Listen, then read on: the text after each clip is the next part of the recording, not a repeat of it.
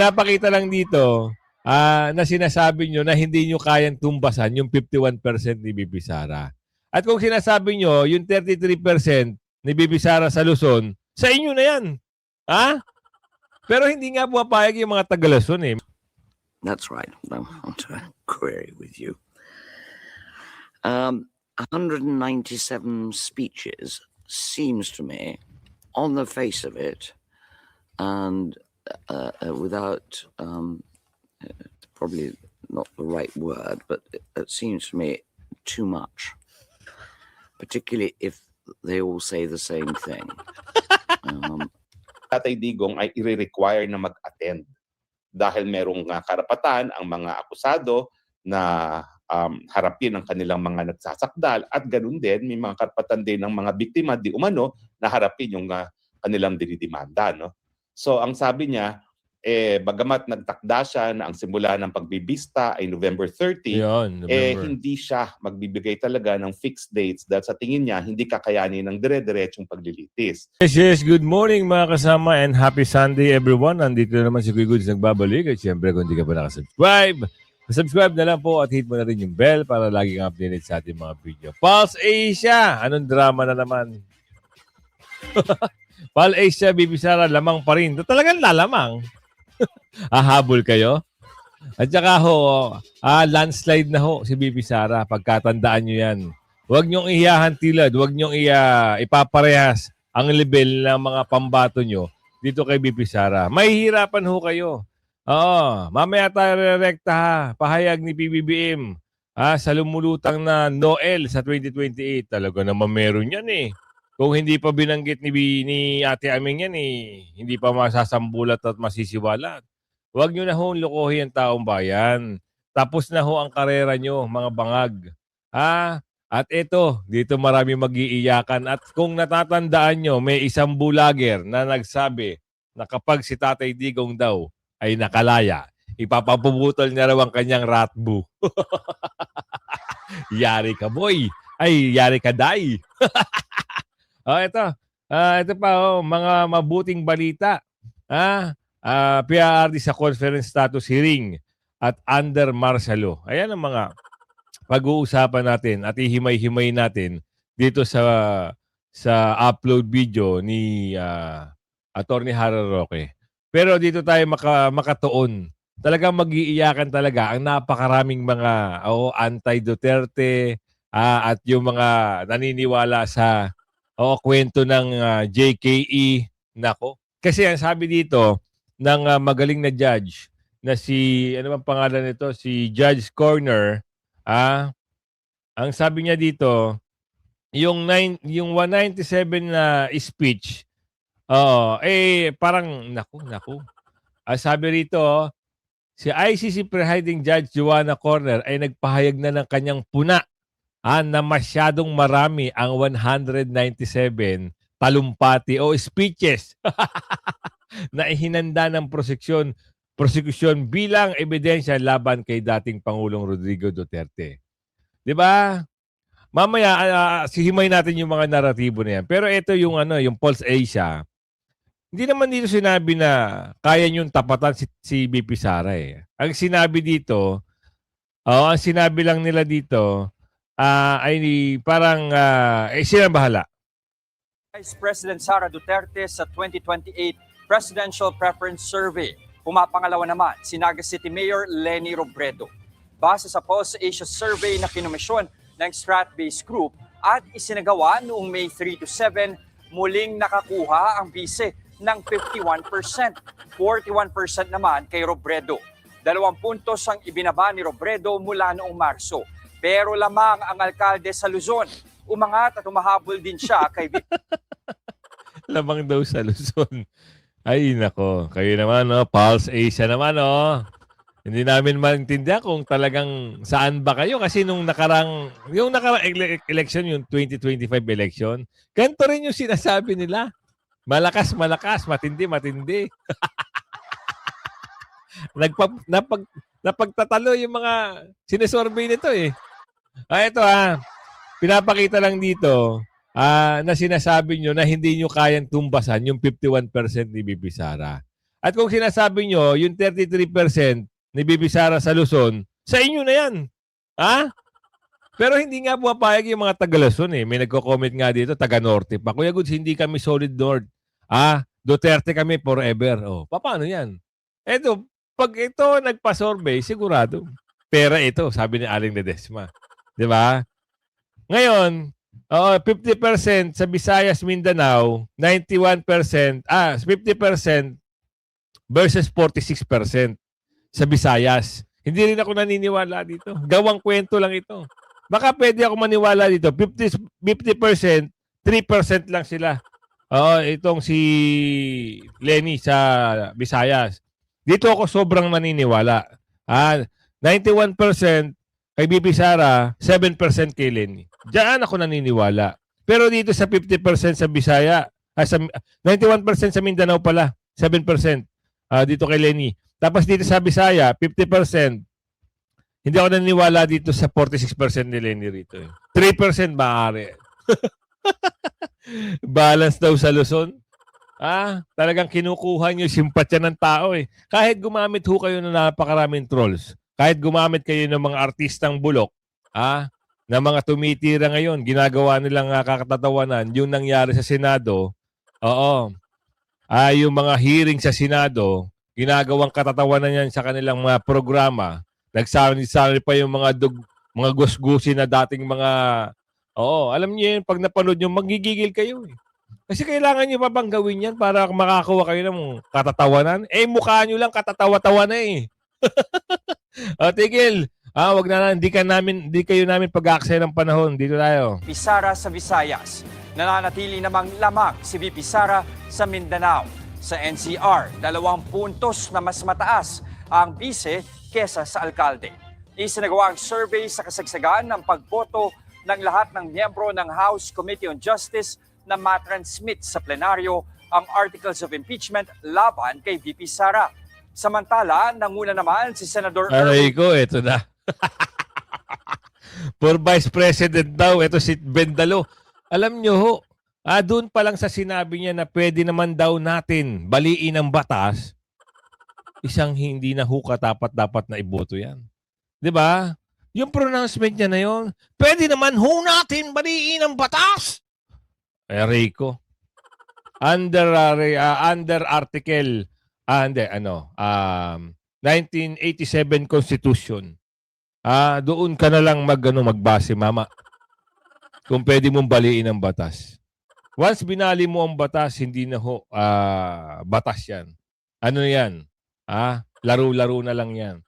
Kung ikaw ang makakagawa na kaya mong baliin ang batas, ngayon, siguro kaya mo. Pero sa susunod na panahon, malabo sa malabo, makakakuha ka uli ng boto. Nadamay mo pa yung kapatid mo, sabi ni Aling Marie. Hindi Kasi kung pinapakita niya na siga-siga sila at kaya nilang bumali ng batas, ang taong bayan, kaya rin ho hindi sila iboto sa 2020. Hindi, ito. Tapos na ho at 31. Kalahati na ng taon, papasok bukas. June na ho. Ibig sabihin, kalahati na ho ng taon, June hanggang December, kalahating taon ulit. Meaning, pag natapos muli yung kalahating taon na yon, papasok na si 2027. Napakasimple na lang ho. Diyan na ho talaga magkakaalaman kung sino ang uupong presidente.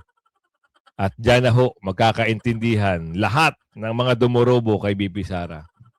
Tulfo sa mga napupuso ang posibleng kandidato sa pagka-vice-presidente. Nakakuha siya ng 46%. Yan ay kung paglalabanin sila ni Senator Robin Padilla na may 38% vote.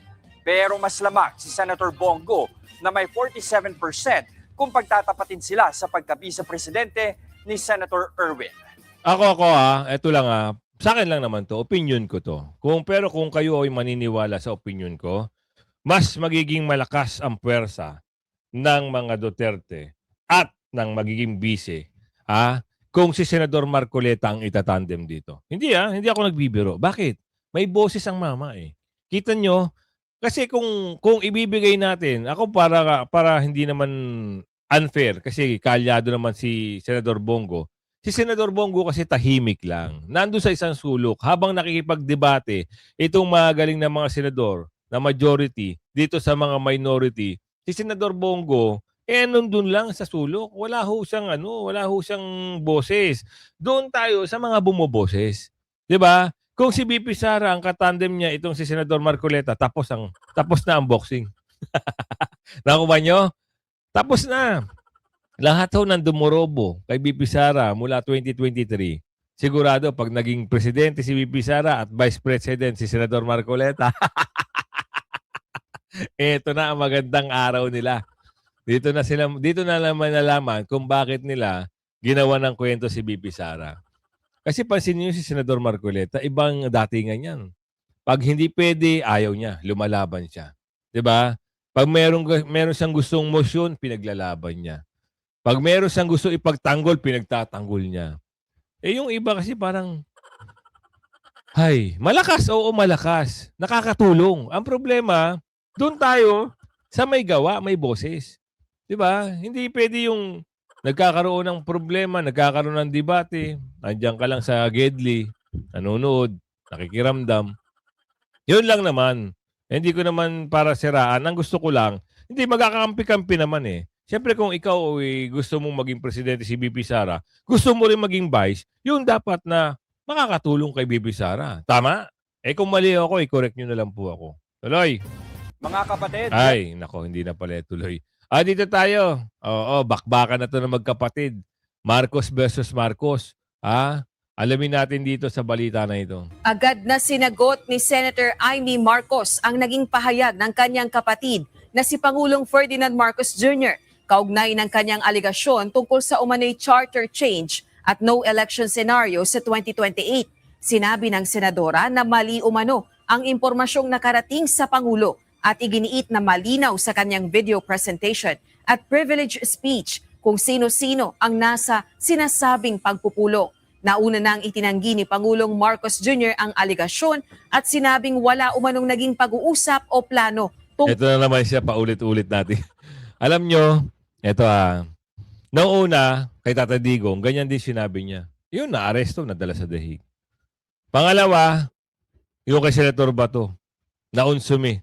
Hindi niya, di ba, tinanggi niya rin. Hindi gobyerno. Hindi gobyerno ang sinabi niya doon, At walang utos, walang direktibang utos at sino mang nag-o-order na aresto yung Senator Bato. Ito, pinaghahanap na si Senator Bato ngayon. Di ba, kita niyo mga, wala kang makitang matinong sinabi. Puro kasinungalingan. Totoo? Napansin nyo, yung flood control, ano sinabi niya? Yung sinabi niya may maaresto. Bakit hindi niya pa-aresto yung pinsan niya? Ngayon, ito nagiging problema ngayon. Mukhang maglalaglagan na ho ang magpinsan. Kasi yung pinsan, bibigyan na ho na ng kaso. Ngayon, papalag yun, malamang. Sila ngayon ang magbabakbak. At meron pa itong sinabi, di ba? Ngayon, ano ba yung sinabi niya ngayon? Parang lumalabas dito, yung Noel, ay hindi niya naman daw minungkahi. Ba't lalabas ba yun kung walang mga ugong-ugong o walang mga usok? Hindi naman ho, ganun-ganun lang. Hindi naman gagawa ng kwento yung kapatid mo kung wala siyang mga nakukuwang matitinding mga sources.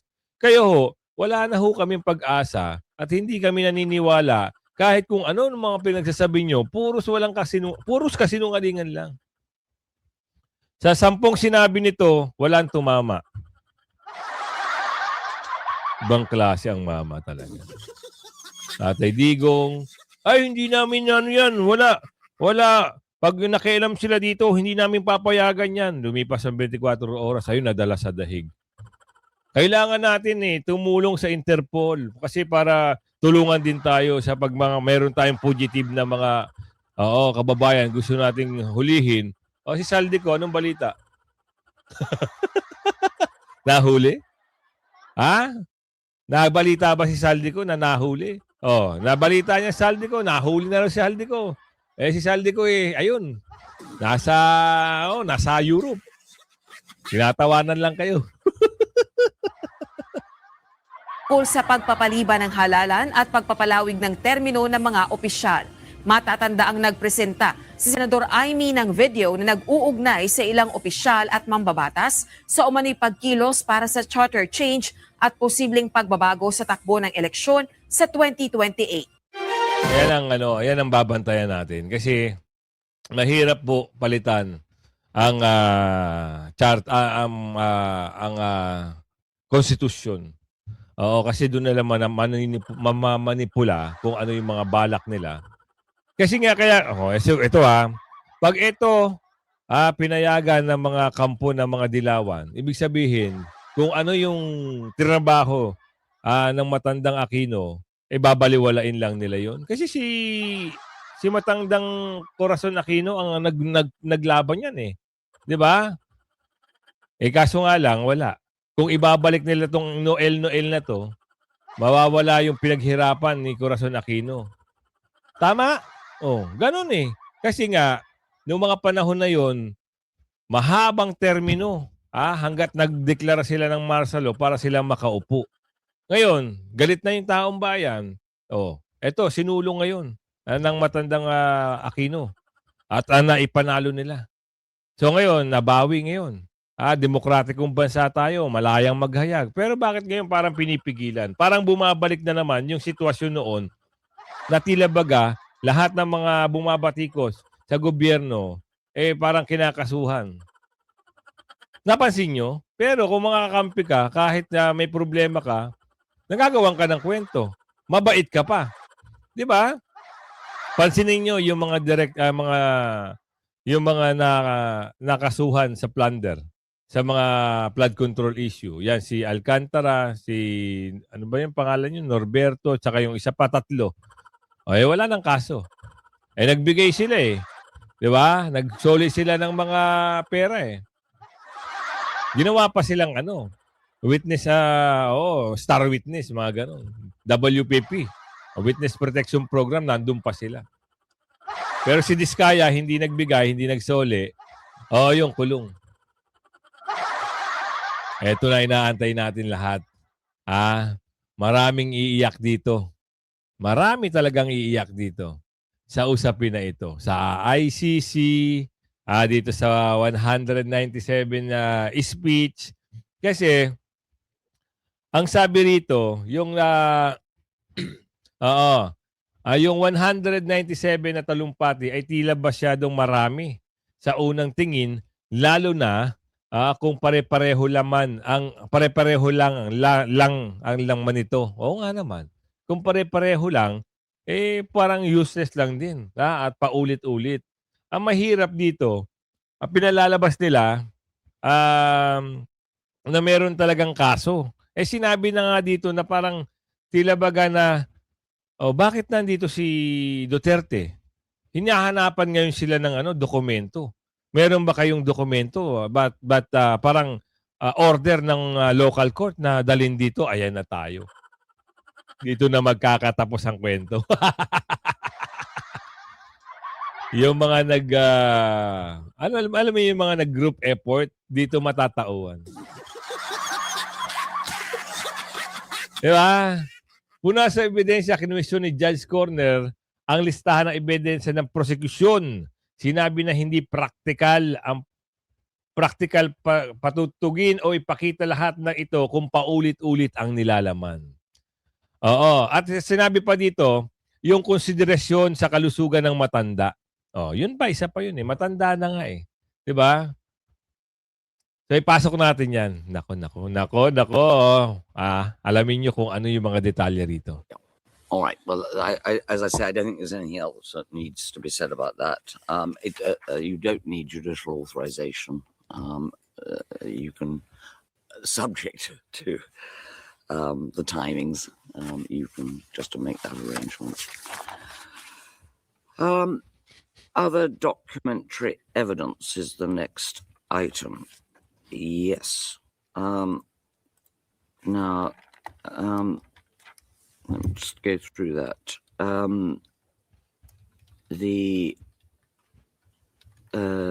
You say you're currently, OTP is currently in the process of determining the overall. Yan.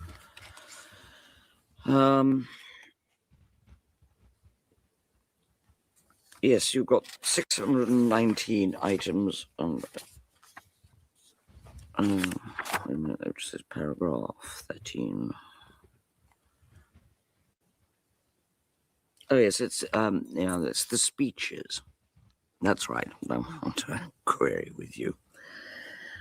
197 speeches seems to me, on the face of it, and without probably not the right word, but it seems to me too much, particularly if they all say the same thing. And I think you need to consider fairly carefully whether you need all 197.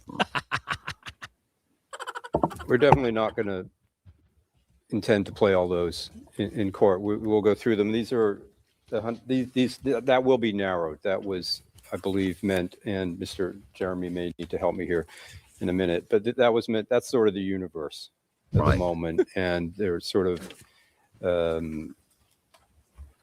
we will make careful selections. We don't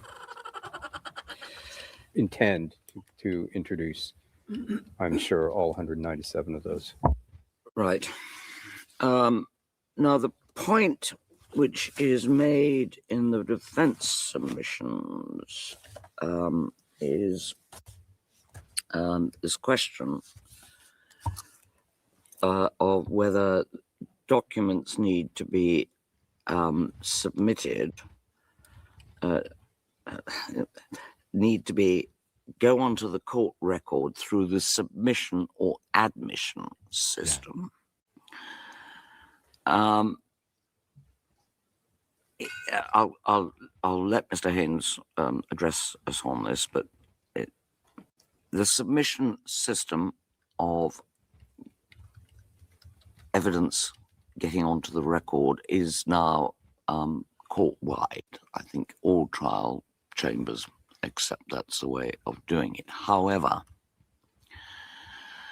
as a result of the experiences in our last trial, where there was a whole lot of, in our view, unnecessary and irrelevant evidence that was dumped into the court record through large... Ayun na.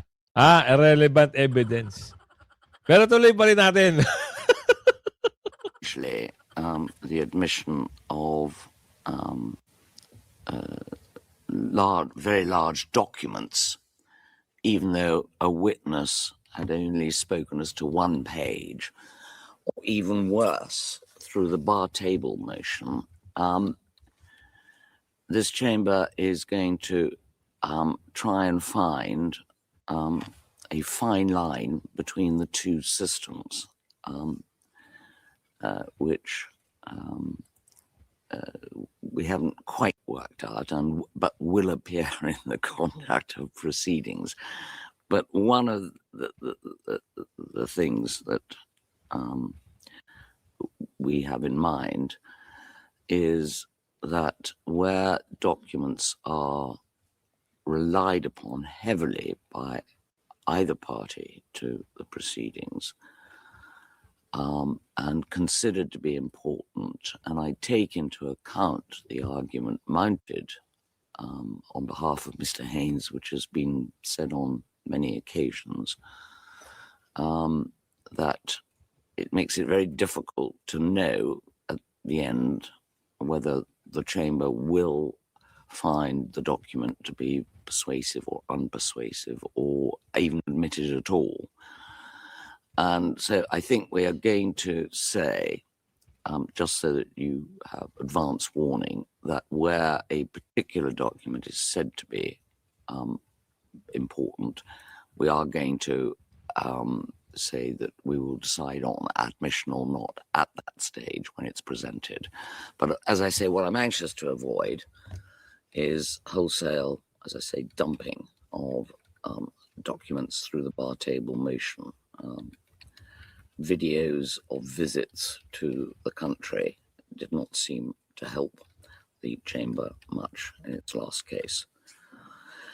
So that's really all that I want to say at this stage, unless there's anything else. Oh yes, I'm sorry. There is one other thing.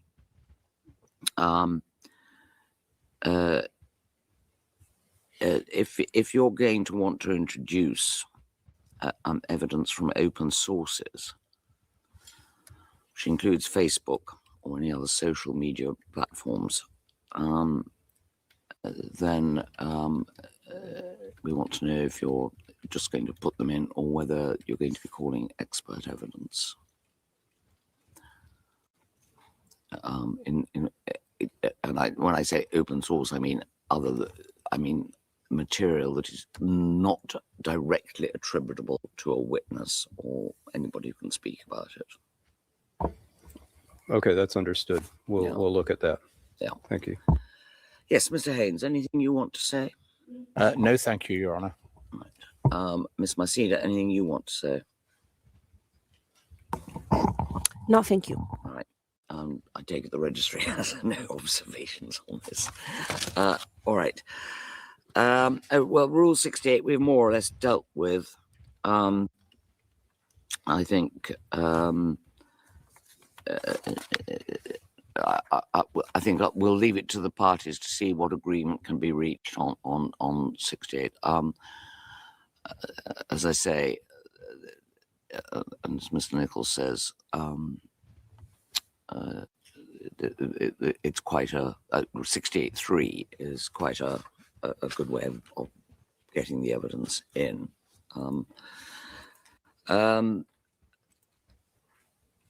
And yes, and we encourage the parties to discuss that really.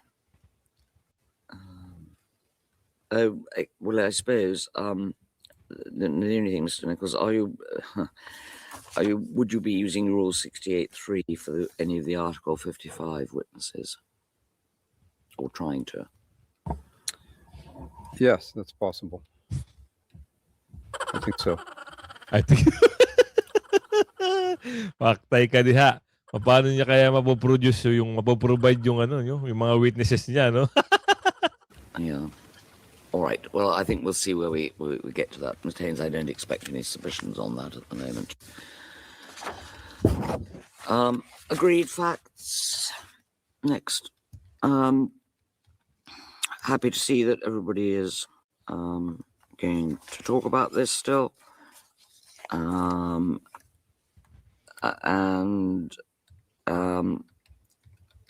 The only, we encourage, as I've already said, we really encourage agreed facts. There must be quite a lot in this case because it's a matter of public record what the accused said or did, or in some stages, in some senses. The only question, I see that, Ms. Masida, you submit that the legal representative of victims should have a say on this.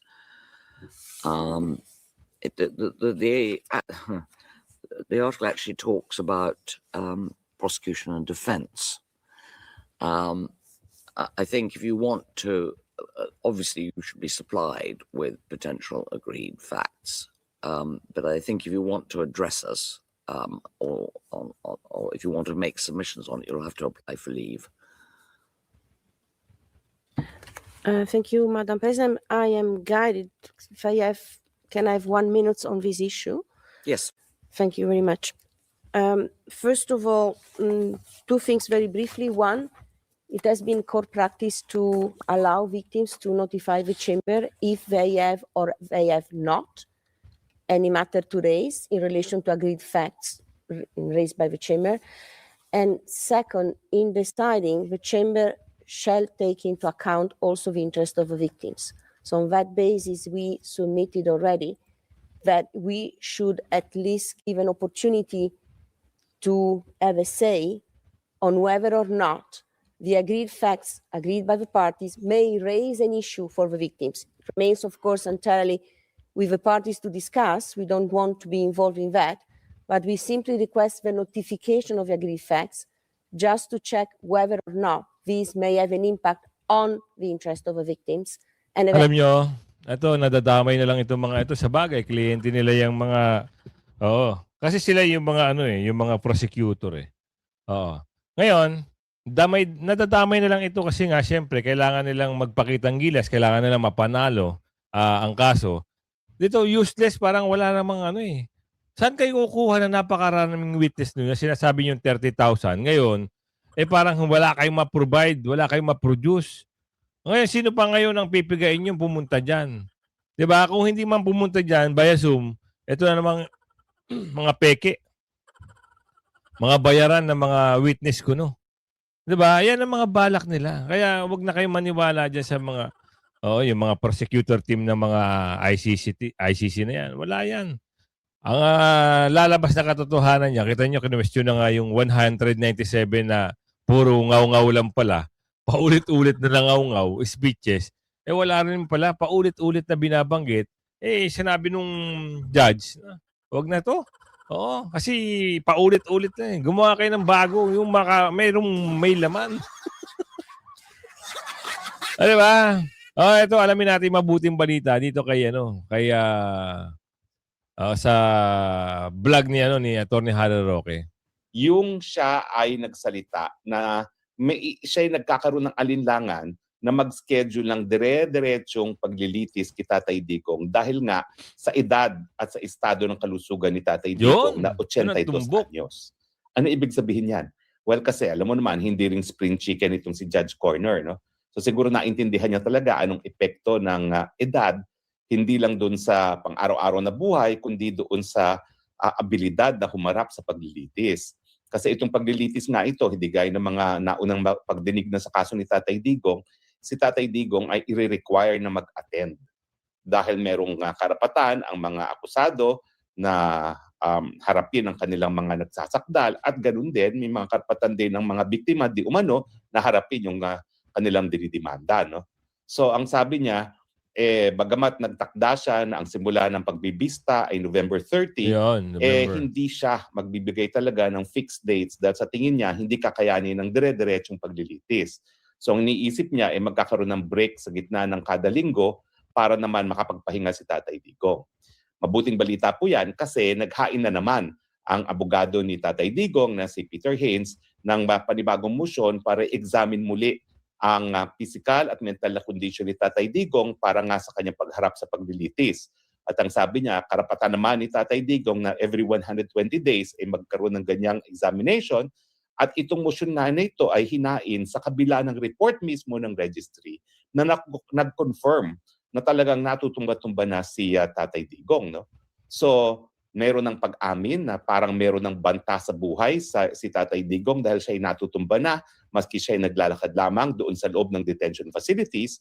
At dahil po dyan, umamin na yung West na dumidinig sa kaso ni Tatay Digong na hindi po pwede talagang dire-diretso. At syempre, ang tingin ko naman, talagang pagbibigyan niya itong si Peter Haynes na na-examine ang kondisyon ni Tatay Digong. Sa tingin ko, mabuti na rin na lumipat na tayo sa trial chamber kasi parang wala tayong pag-asa dun sa pre-trial chamber judges. No? Tama. Well, di ko naman sila masisisi kasi nga nagkaroon ng mga motion para i-inhibit ang ilan sa kanila at pati yung prosecutor. No? So ito at least fresh start. Bagong abogado, wala namang kahit anong motion na hinain itong si Peter Haynes na pinapaalis ang kahit sinong West. So walang dahilan para pag-inita naman itong si Tatay Digong. Kaya sa tingin ko, nagiging mas patas itong trial chamber kay Tatay Digong kaysa yung mga pre-trial chamber na parang galit na galit kay Tatay Digong. Kung nakikita niyo yung mukha ng presiding judge dun sa confirmation of charges, kulang na lamunin niya yung mga abogado ni Tatay Digong. No? Yan. Mas magandang balita yan na nakuha natin dito kay Atty. Harry Roque na yung kalusugan ni Tatay Digong ay konsidera. Hindi lang hindi pwede naman kasi na lang bigyan ng interim eh. Kasi ito wala namang kaso. Dinidinig, 'di ba? Yung pre-trial, ewan ko ba kung ano nangyari diyan. Nadaan sa maleta rin, no? Sumang-ayon si Julia Nicolas na senior trial lawyer ng proteksyonan na maaari nilang bawasan o streamline ang bilang ng mga talumpati o yung kagaya ng sinabi ni ni Atty. Harry Roque na hindi pwede tuloy-tuloy. Kaya kung umabot ka sa video natin ito, ayan, hanggang sa muli ho, ang aking paglalambing naman, i-like, share niyo yung video at si Mang Banat, suportahan natin si Mang Banat, yung kanyang YouTube channel. Maganda yung magaganda yung content niya eh. Banat ng banat eh, parang si Banat Biden eh. Ibang klase. Ito siya ito si Mang Banat. Panoorin niyo, subscribe niyo siya. Ayan Mang Banat Ayan Meron siyang 14 hours ago, tingnan mo. At ang mga magnanakaw ay hindi nakamaskara, nakakurbata lahat, nakabarong Tagalog. Paano hindi masisira ang kumpiyansa ng mamamayan kapag tinalikuran natin ang ganong pananagutan? Ayaw pukusan ang issue ng flood control. Putang ina mo ang bangag ka. Isa-isang kinakasuhan ang majority black. Lahat ng yan, alam natin kung bakit. Lahat yan. Di ba? All good yan. Yan, kung umabot sa video natin. Siyempre, yung shoutout segment natin, hindi magtatapos hanggat hindi natin na-shoutout yung ating mga subscribers. Mula kay KK, mula kay Christine, shoutout po sa iyo. Kay Jo Marie Bantay, shoutout po. Vina Pascual, shoutout po. Sereno Guad, shoutout po sa inyo. Arapos Johnny, shoutout po. Pablo Pablo Manongdo, shoutout po sa inyo. Nelia Bachino, shoutout po. Nelson Mata, shoutout po. Florian Borromeo, shoutout po. Jocelyn Casol, shoutout po. Jocelyn Kidato, shoutout po. Tracelo Mondido, shoutout po. Al Sarmiento, shoutout po. Nicole Ann Crisostomo, shoutout po. Nancy Perez, shoutout po. Rene Tojose, shoutout po. Girl Pulsente, shoutout po. Belinda Andoy, Ma'am Karen Panganiban, shoutout po sa iyo. At ayun, kay Ma'am Christine. Kaya kung umabot ka sa video natin ito, like and share. Bye-bye!